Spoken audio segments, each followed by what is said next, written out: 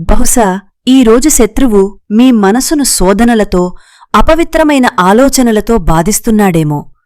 లేదా వారాలుగా, నెలలుగా, సంవత్సరాలుగా మిమ్మల్ని విడిచిపెట్టని ఏదో ఒక పాపపు అలవాటుతో మీరు పోరాడుతున్నారేమో.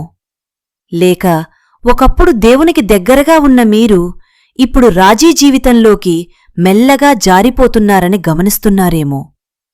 ఈ సందేశం మీకోసమే.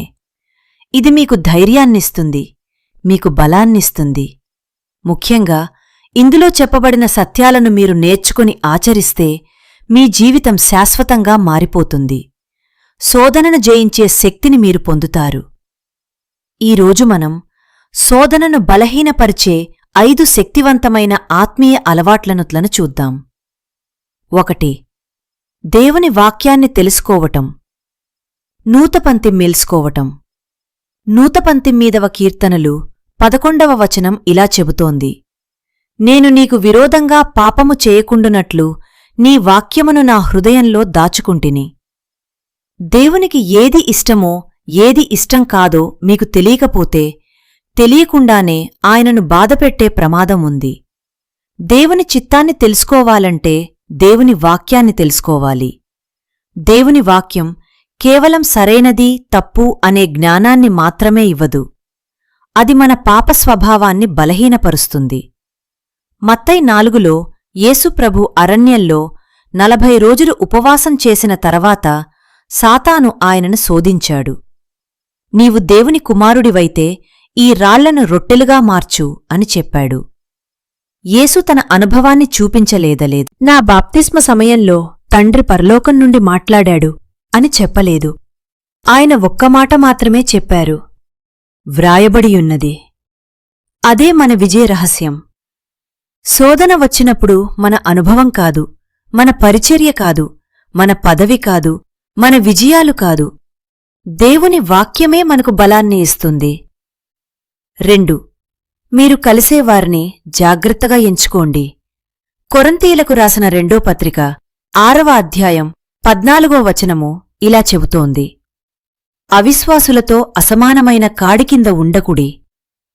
మీ జీవితంపై ప్రభావం చూపే వ్యక్తులు మీ ఆత్మీయ జీవితంపైన ప్రభావం చూపుతారు. ఎప్పుడూ పాపాన్ని ప్రోత్సహించేవారు, తప్పు ప్రదేశాలకు తీసుకెళ్లేవారు, దేవుని నుండి దూరం చేసేవారు, వారి ప్రభావాన్ని తగ్గించాలి. అంటే వారిని ద్వేషించమని కాదు, కాని మీ విశ్వాసాన్ని బలహీనపరిచే ప్రభావాన్ని అనుమతించకూడదు. కొన్ని పరిస్థితుల్లో వారిని పూర్తిగా దూరం చేయటం సాధ్యం కాకపోవచ్చు. కుటుంబ సభ్యులు, ఉద్యోగస్థలం, విశ్వాసం లేని జీవిత భాగస్వామి. అయినా వారి ఆలోచనలు, జీవనశైలిని మన జీవితంలోకి అనుమతించకూడదు. 3. ప్రతిరోజూ ప్రార్థనకు కట్టుబడి ఉండండి. ప్రార్థన లేకుండా గడిపే ప్రతిరోజూ దేవా, నేను నీ సహాయం లేకుండానే జీవించగలను అని చెప్పినట్టే. యోహాను 15వ అధ్యాయంలో యేసు ఇలా చెప్పారు: నేనే ద్రాక్షావల్లి, మీరు కొమ్మలు. నన్ను విడిచి మీరు ఏమీ చెయ్యలేరు. ప్రార్థన అంటే దేవునిపై ఆధారపడటం. ప్రార్థనలో మన బలహీనతను ఆయన బలంతో మార్చుకుంటాము. మన జ్ఞానాన్ని ఆయన జ్ఞానంతో మార్చుకుంటాము. మనుష్య శక్తిని దేవుని శక్తితో మార్చుకుంటాము. గుర్తుంచుకోండి, నా ఆత్మను బలపరిచేది నా శరీర స్వభావాన్ని బలహీనపరుస్తుంది. ప్రార్థన ఆత్మను బలపరుస్తుంది. ప్రార్థనను నిర్లక్ష్యం చేస్తే శరీర సంబంధమైన కోరికలు బలపడతాయి. అందుకే మీ జీవితాన్ని ప్రార్థన చుట్టూ నిర్మించండి. 4. శోధన నుండి పారిపోండి. కొరింథీయులకు రాసిన 1వ పత్రిక 6వ అధ్యాయం 18వ వచనం: వ్యభిచారమునకు దూరముగా పారిపోండి.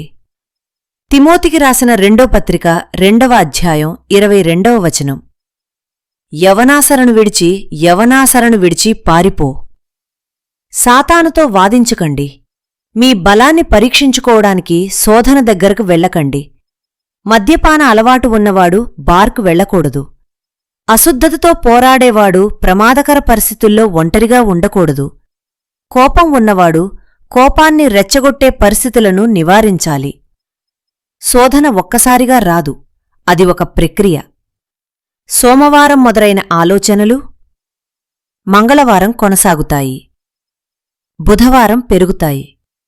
చివరికి శనివారం పాపంగా మాపంగా మారుతాయి. కాబట్టి పాపం చేసే పరిస్థితిని కాదు, ఆ పాపానికి దారితీసే మూలాన్ని విడిచిపెట్టాలి. శోధనతో పోరాడటం కంటే దాని నుండి పారిపోవడం గొప్ప జ్ఞానం. 5. వినయంగా ఉండండి. 1 కొరింథీయులకు 10వ అధ్యాయం 12వ వచనం. తాను నిలిచియున్నానని అనుకొనువాడు పడిపోకుండా జాగ్రత్తపడవలెను. నేను ఎప్పటికీ పడిపోను. నాకలాంటి శోధనలు రావు. నేను చాలా పరిశుద్ధుడిని. ఇలాంటి ఆలోచనలు ప్రమాదకరమైనవి. ఇతరుల పాపాలను చూసి వారిని చిన్నచూపు చూడకండి. ఎందుకంటే మనలో ప్రతి ఒక్కరూ ఎప్పుడైనా పడిపోయే అవకాశం ఉంది. అపోస్తలుడైన పౌలు కూడా ఇలా చెప్పాడు. నేను ఇతరులకు ప్రకటించిన తరువాత నేనే తిరస్కరింపబడకుండునట్లు నా శరీరమును అదుపులో ఉంచుకొనుచున్నాను. 1 కొరింథీయులకు 9వ అధ్యాయం 27వ వచనము. పౌలులాంటి గొప్ప దేవుని సేవకుడే తన శరీరాన్ని అదుపులో పెట్టుకోవాలని భావిస్తే మనం ఎంత ఎక్కువగా జాగ్రత్తపడాలి. వినయంగా ఉండండి. ప్రతిరోజూ దేవుని కృపపై ఆధారపడండి. ముగింపు ప్రార్థన. ప్రియమైన ప్రభువైన యేసయ్యా, ఈ సందేశాన్ని చదువుతున్న ప్రతి ఒక్కరిని నీ సన్నిధికి అప్పగిస్తున్నాను. వారు క్రీస్తులో ఉన్నందున వారికి శిక్షారోపణ లేదని వారికి గుర్తుచేయుము. వారి పాపాలను తూర్పు పడమరలకు ఎంత దూరమో అంత దూరం చేసిన నీ ప్రేమను వారికి అనుభవింపజేయుము. శోధనలపై విజయాన్ని వారికి అనుగ్రహించుము. పరిశుద్ధాత్మా ప్రతిక్షణం వారిని నడిపించుము. వారిని పరిశుద్ధతలో నిలబెట్టుము. యేసుక్రీస్తు మహిమగల నామములో ప్రార్థిస్తున్నాము. ఆమెన్.